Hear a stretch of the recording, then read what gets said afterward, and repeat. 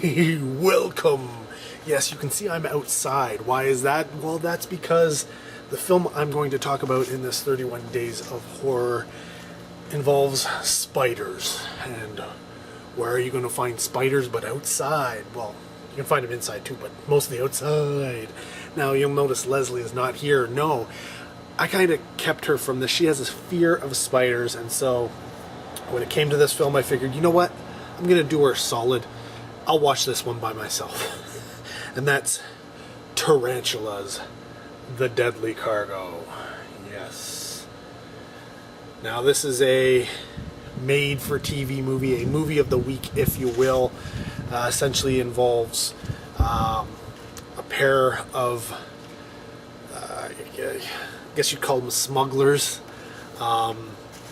who are taking they've bought some really old coffee beans down in South America, and they're going to take them up to, I guess, California, where, coffee is apparently really expensive right now.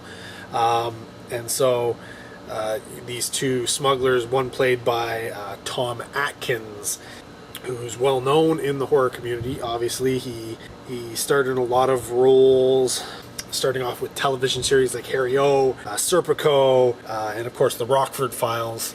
And then he managed to get into film. The resume, I guess he's a John Carpenter type person, because he was in Escape from New York, Creepshow, Night of the Creeps, Maniac Cop, Halloween 3, Season of the Witch, which I do particularly like, Two Evil Eyes, Bruiser, and the remake of My Bloody Valentine. So he's got a huge horror repertoire. And of course the other smuggler is played by Howard Hesseman, who you'd probably mostly know him as Dr. Johnny Fever from WKRP in Cincinnati. If you never watched that show, then don't worry about it, though you probably should. It is considered one of the biggest TV shows of that particular era. Also in One Day at a Time, Head of the Class, which followed WKRP later on, was another big hit. But he's been in films like Dr. Detroit, which I love. This is Spinal Tap. You can see he's very big into the comedies, which kind of makes it weird that he's in this film. Police Academy 2, Clue, Flight of the Navigator, Heat, and in 2009 in Halloween 2, he was Uncle Meat. Right, so these guys are essentially smuggling back this coffee, but in the coffee is a bunch of killer tarantulas. Ooh! And of course they run into some trouble because everybody in the plane is getting bitten. Some of the passengers are dying. They have to make an emergency landing in this small little town at this airport, which is essentially being manned by a guy named Joe Harmon, played by Charles Frank. I don't know that you'd really know Charles Frank. He mostly did some television work like Young Maverick, Filthy Rich, Emerald Point, NAS. If you're going to recognize him from anywhere, it's from the 1983 movie The Right Stuff, where he was Scott Carpenter, but really you wouldn't know him. He doesn't have a big repertoire. And he's there, and he's going to go on a trip with his girlfriend. Cindy Beck was her name in the movie. But that's played by Deborah Winters. She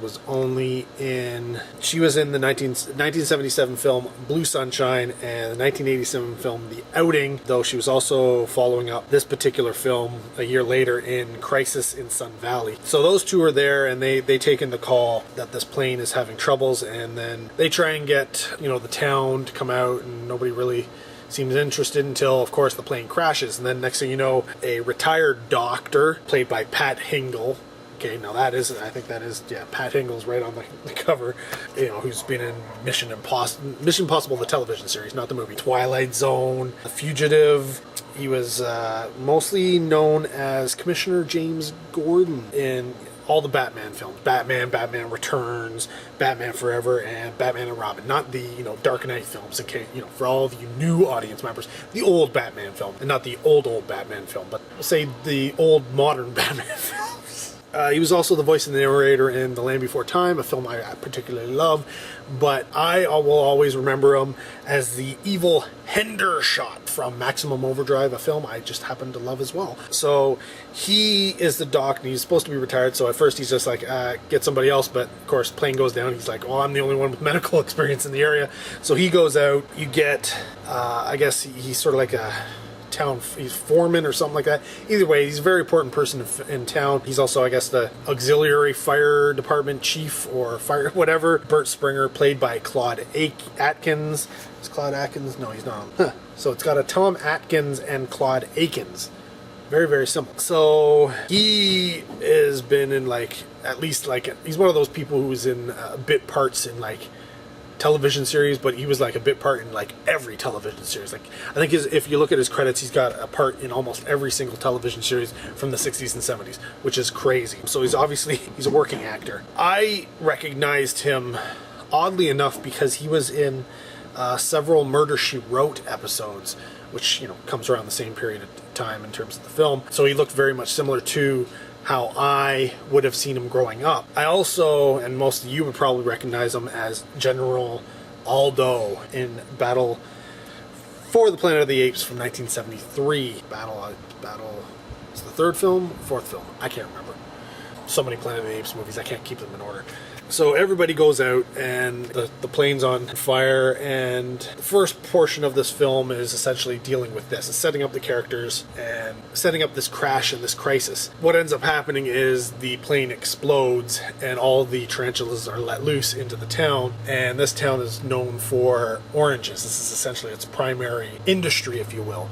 And not only is the owner of this particular plant in on it, because he's the owner of the orange factory, orange processing plant, I guess you would, but he's also the mayor of the city, right?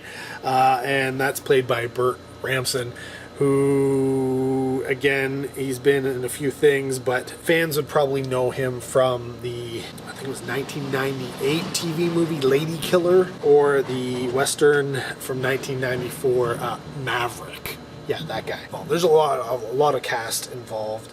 But those would be your main guys who are dealing with all of this stuff happening. The mayor obviously ends up being the evil character because the tarantulas get into the oranges, they get into his factory, and he doesn't, similar to the mayor in Jaws, he doesn't want to, shut down the beaches, he doesn't want to close down the shop to deal with these tarantulas. He's just like, whatever, let the workers die, right? He doesn't care.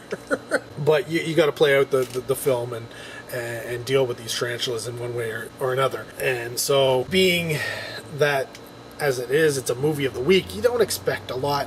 They do use real spiders, real tarantulas. So there's obviously, I'm guessing the bug wrangler, the tarantula wrangler, the spider wrangler had a lot to do on this film, probably more than anybody, other than maybe, the director. This particular film was directed by Stuart Hagman, who hasn't done much of anything of noteworthiness, and if you knew him from anything, it would probably be the 1970 film The Strawberry Statement, about some college students protesting, violent run-in with the police type thing. But I don't even know if I've seen that entire movie. I know I've seen a portion of it at least, so I probably have seen it, but it's one of those things I don't care to ever see again. So he's directing the film. It's written by actually two people. First one being John Groves, who was the writer for the TV series Emergency, a good fun television series. If you like fire departments and hospitals and all that kind of stuff, that kind of drama, go check out Emergency. A lot of fun. Wrote The Golden Seal in 1983, Biggles Adventure in Time, and Back to the Future. Maybe you've heard of it. Oh, no. Sorry. Back to the Future, The Ride.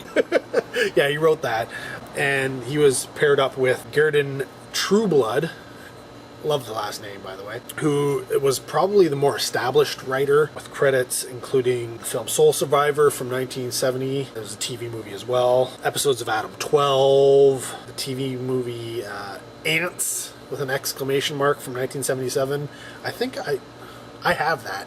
Did I do a 31 Days of Horror one time with ants? I don't remember. And he also did Terror Out of the Sky from in 1978, as well as Jaws 3D. So, yeah. Big names eventually. Did some of the writing, and you know what? This was a paycheck for them. This was something they put together pretty quick.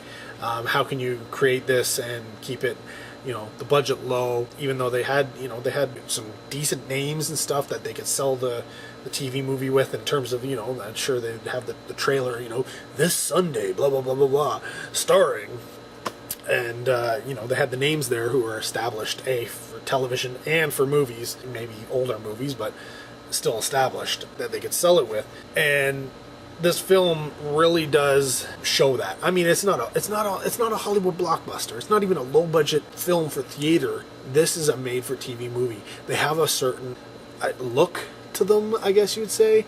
They have a certain aesthetic, and this clearly shows. I mean, being that it's from 1977, the dialogue is kind of, it doesn't really flow as well as you might think. Being a made-for-TV movie, we're not looking at any swearing or any nudity or any profanity, gratuitous anythings. Everything, killings are essentially off-camera for the most part. Nothing that would scare the children type thing. It's very low-key in that sense. Now, obviously, if you have a fear of spiders, you may not want to watch the film because there are a lot of spiders in it. Yes, they are in the television or whatever in the screen in the film, and not obviously in your home. But when you have a phobia, you have a phobia. You tend to not want to watch these things. Scary clown, you have a phobia of clowns, you don't want to watch the scary clown movie. It doesn't matter if it's really scary or not. Heck, you don't even want to watch Krusty the Clown on The Simpsons. That's just the way phobias work. So when it comes to that kind of stuff, Tarantulas is definitely not for somebody who has a fear of spiders, but for everybody else, it is a cute little watch, very much in terms of if you want to have an idea of period made-for-TV films and you want to stay away from, the Christmas movies or the family dramas, then I think Tarantulas and, of course, Ants, that's another one, are definitely two films to check out in that regard. For most, modern horror viewers, it's really not going to be your cup of tea. It's not something that you probably want to track down. If it happens to be on and, you just finished watching Planet of the Apes on a Sunday and it comes on after that, hey, why not? Oh, whoa. I don't know if you can hear it, but there's a plane. I hope it's not full of coffee and tarantulas. It's flying away. Good. Tarantulas ain't going to come anywhere near me. That's all there really is to say about Tarantulas, The Deadly Cargo. It's got a lot of really good actors in it, even if they don't really show off their stuff to the degree that they probably could have. Most of that has to do with the fact that the writers are just trying to, get a paycheck, make a film for television, get it out there, get it on there, get some ratings. I mean, people love this kind of stuff, right? You can do that Sunday, deadly tarantulas, watch out! That kind of stuff, and people will watch it, right? So, yeah, I mean, like, taglines like that, terror has 8 legs. That's what I'm sure, I'm not sure. I wouldn't be surprised if that was all over the advertisements for this particular movie, during that week, advertising that it's coming up. I don't know where it aired, where it played on, what station it played on, but anyways, it's not really important.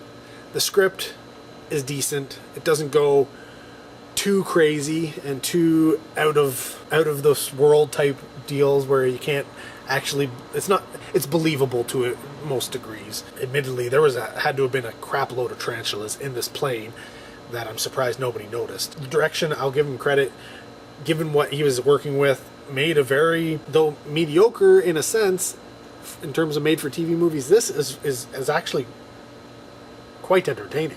I'm not going to lie. I've seen a lot of made-for-TV movies. I've worked on a lot of them. This is definitely one of the more entertaining ones that I've seen. So, yeah. Does it get a recommend from me? Yeah.